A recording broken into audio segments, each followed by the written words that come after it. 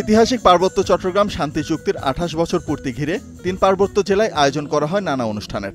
শান্তি চুক্তির মাধ্যমে পাহাড়ি জনপদের সংঘাত, সশস্ত্র আন্দোলন ও অস্থিরতা অবসানের পথ তৈরি হয়। তবে শান্তি চুক্তির যথার্থ বাস্তবায়ন কতটুকু হয়েছে তা নিয়ে রয়েছে মিশ্র প্রতিক্রিয়া। সুস্থ বিচার আমরা দেখতে পাইনি বন্ধুরা আমার। বান্দরবানের ঐতিহ্যবাহী রাজার মাঠে আয়োজন করা হয় আলোচনা সভা ও গণসমাবেশের। অনুষ্ঠানে যোগ দেয় পাহাড়ি নারী, পুরুষ ও শিক্ষার্থীরা। শাসন ব্যবস্থা, ভূমি নিষ্পত্তি সহ নানা গুরুত্বপূর্ণ বিষয়ে সুরাহা না হওয়ায় সংঘাত চলমান রয়েছে বলে অভিযোগ পাহাড়ি বাসিন্দাদের। চট্টগ্রামের জনগণ নানাভাবে অসন্তুষ্ট দেখা দিচ্ছে। এই অসন্তুষ্টির কারণে বাস্তবায়ন আন্দোলন দেখি, চুক্তি বাস্তবায়ন যদি না হয় সামনে দিনেও চুক্তি বাস্তবায়ন আন্দোলন থাকবে। আমরা সবাই বাংলাদেশ, আমরা সবাই শান্তি চাই, উন্নয়ন চাই। এই বাধ্যত সংঘাত যদি হয়, পরিস্থিতি হয়, চট্টগ্রাম থমকে যাবে, উন্নয়ন হবে, শান্তি বিরাজ করবে। এই চুক্তির মধ্য দিয়ে আদিবাসীদেরকে পুরোপুরিভাবে তারা ধোঁকা দিয়েছে। তাই যদি এই ধোঁকা জিনিসটা শব্দটা যদি আমরা ব্যবহার করতে যদি না চাই, তাহলে এই সরকারের উচিত হবে এই চুক্তিটা পূর্ণাঙ্গ বাস্তবায়নের মাধ্যমে আদিবাসী মানুষদেরকে জাস্টিস দেওয়া।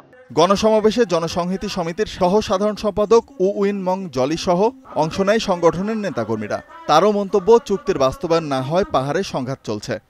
জনসংহতি সমিতি সৃষ্টি হয়েছিল এবং ৭৩ সালে কাঁধে অস্ত্র তুলে নিয়েছিল। বর্তমান সরকারকে চুক্তি করতে বাধ্য করা হয়েছিল। পরবর্তী যদি সেই একই পথে যেতে হয়, তাহলে সেটা কারোর জন্য সুখকর হবে না।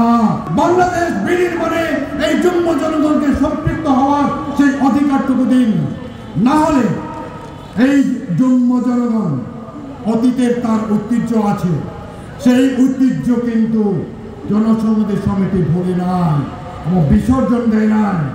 গণসমাবেশ শেষে বের হয় র্যালি। এটি শহরের প্রধান সড়ক প্রদক্ষিণ করে। শান্তি চুক্তির ২৮ বছর পূর্তিতে অনুষ্ঠানের আয়োজন করা হয় পার্বত্য জেলার রাঙামাটিতেও।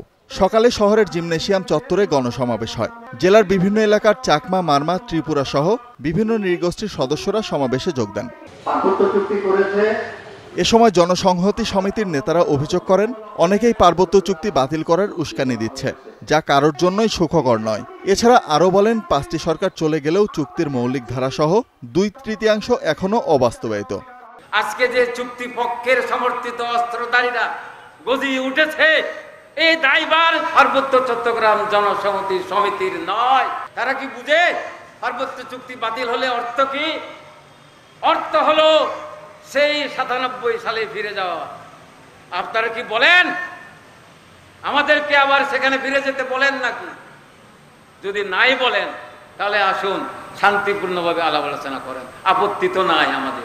এদিকে খাগড়াছড়িতে শান্তি চুক্তির বর্ষপূর্তির অনুষ্ঠানে পার্বত্য চট্টগ্রাম জনসংহতি সমিতির নেতারা মন্তব্য করেন, সরকার পাহাড়িদের সাথে প্রতারণা করেছে। তাদের অভিযোগ, চুক্তি বাস্তবায়ন না হয় পাহাড়ে স্থায়ী শান্তি ফিরছে না। তখন নিরাপত্তা বাহিনীরা বলতো, পাহাড়ি এক লাইনে দাঁড়াও, বাঙালি ভাইরা এক লাইনে দাঁড়াও। সেটা কিরকম একটা বৈষম্যমূলক এবং দুর্ব্যবহার। সেই দুঃখ থেকে আমি বলি, আমাদের অবশ্যই সংগ্রামী মনোভাব থেকে এই চুক্তি বাস্তবায়নের ক্ষেত্রে আমাদের অবশ্যই মরণপণ একটা গুরুত্বপূর্ণ ভূমিকা রাখতে হবে। পাহাড়ের সংঘাত, সশস্ত্র আন্দোলন আর অস্থিরতা অবসানে ১৯৯৭ সালের ২ ডিসেম্বর বাংলাদেশ সরকার আর জনসংহতি সমিতির মধ্যে চুক্তি স্বাক্ষরিত হয়। ঐতিহাসিক পার্বত্য শান্তি চুক্তির পূর্ণাঙ্গ বাস্তবায়নের দাবি পাহাড়ের বাসিন্দাদের। শোভন মাহমুদ খান, স্টার নিউজ।